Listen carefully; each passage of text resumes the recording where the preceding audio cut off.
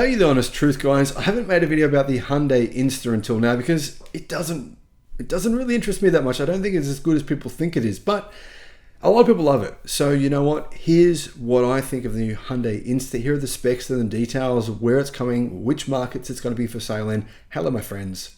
Welcome to the channel. I'm Sam Evans. You're watching the Electric Viking. It's great to see you. Thank you for tuning in.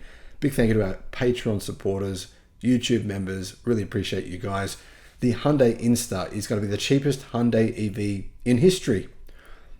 Kind of. Well, outside of South Korea, it'll be the cheapest Hyundai EV in history. Now, for my Australian viewers, yes, the Hyundai Inster is coming to Australia, but that's going to be really tough because right now, I mean, Australia is the car market being targeted by multiple different Chinese car companies. We already have the BYD Dolphin.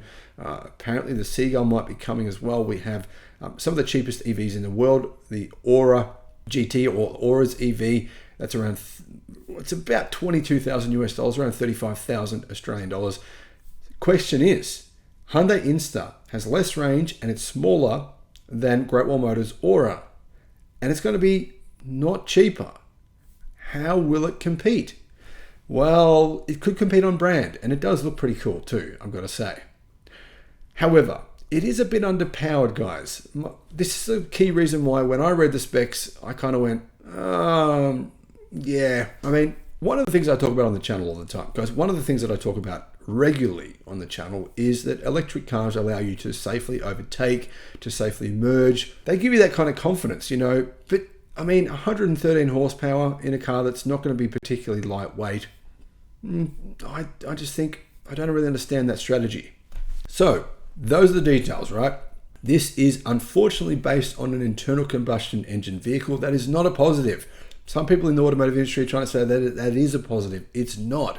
It's a compromise. It means it'll be heavier than it could have otherwise been. However, 113 horsepower, single electric motor, range maximum is 355 kilometers. That's 220 miles. And it will be sold in Korea, Europe, the Middle East, and Asia Pacific. Now, if the price is really good, hey, I mean, you know what? Everything I've said doesn't matter because really, if this is priced at say around 15, 17,000 US dollars, then it can compete and it's going to be a great offering. Now, it's actually built on the Casper subcompact crossover. It features a stretched wheelbase and it has more technology than the Casper.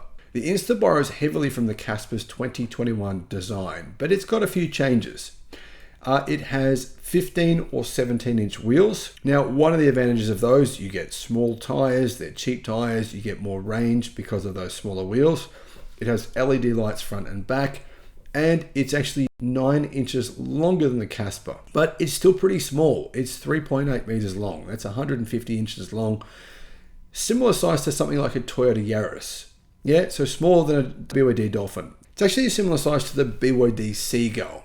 So, actual size and dimensions, 3,825 millimeters long. That's 150.6 inches.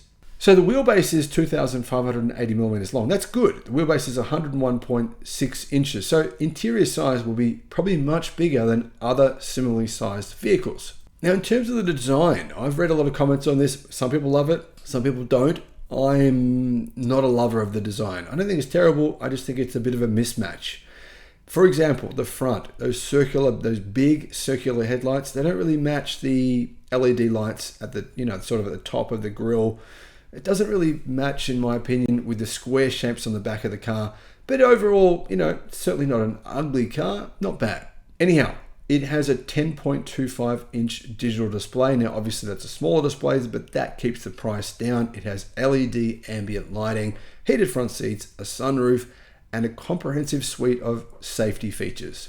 In addition, the boot size. For a car this size, the boot size is pretty good. I mean, the boot size is, I believe, about the same size as a Toyota Corolla, which is 2 sizes bigger in terms of overall car size, 280 litres or 9.9 cubic feet.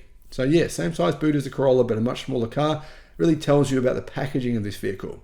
But you can expand the boot size to 351 litres without putting the seats down. That's 12.4 cubic feet. That's a pretty good size boot. In fact, it's an amazing size boot for a car of this size. Now, the reason is because you can actually slide the rear seats forward a bit. So you can still have people sitting in the back. They're going to be, tight for leg room, but it does mean you got more boot space if you need it. So there'll be two powertrain options available. The entry-level model has a single electric motor with 95 horsepower, that's 71 kilowatt, and 147 newton meters of torque. Battery pack size for that vehicle is a 42 kilowatt hour pack. That gives it a range of about 300 kilometers, or around 186 miles. But the long range version, I don't know if I'd call it long range, but apparently it's called long range. It has more power, 113 horsepower, which is 84.5 kilowatt. And this comes with a bigger battery pack, which is 49 kilowatt hour pack. It has a range of 355 kilometers or 221 miles. DC fast charging, 120 kilowatt DC fast charging, but considering it's quite a small battery, it doesn't take that long to charge. 10 to 80% charge takes 30 minutes. If you connect it to a home charger, say an 11 kilowatt AC charger, it'll take 4 hours to charge, around about 4.5 hours for the long range model. Now, one really cool feature, it has vehicle to load. That allows for bi-directional charging for electric bikes and camping gear. I don't think this is kind of a camping type vehicle, but yeah, you could do that, your laptop, whatever you want. Now, I don't believe those batteries are lithium iron phosphate. I believe that they are a lithium ternary battery. That's not a big deal. That doesn't matter either. That doesn't really make any difference in my honest opinion. But here's the thing. It's the one thing that I think I don't really understand. Why would you put such small power motors? Now, it takes around 11 seconds to get this car from 0 to 62 miles an hour or 0 to 100. I think that's a little bit dangerous. I don't really understand why that is. Now, 0 to 50 is going to be fine. I mean, EVs have very good low down torque, instant torque.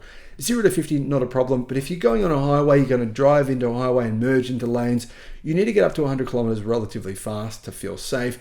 And I just think 11 seconds, I've driven cars that do that, 11 seconds. I don't always feel that confident personally. It's one of the least powerful motors you can buy on any EV worldwide.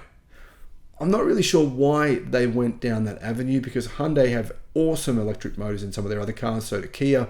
But for whatever reason, that is the reason, in my opinion, this vehicle is something I personally would not consider.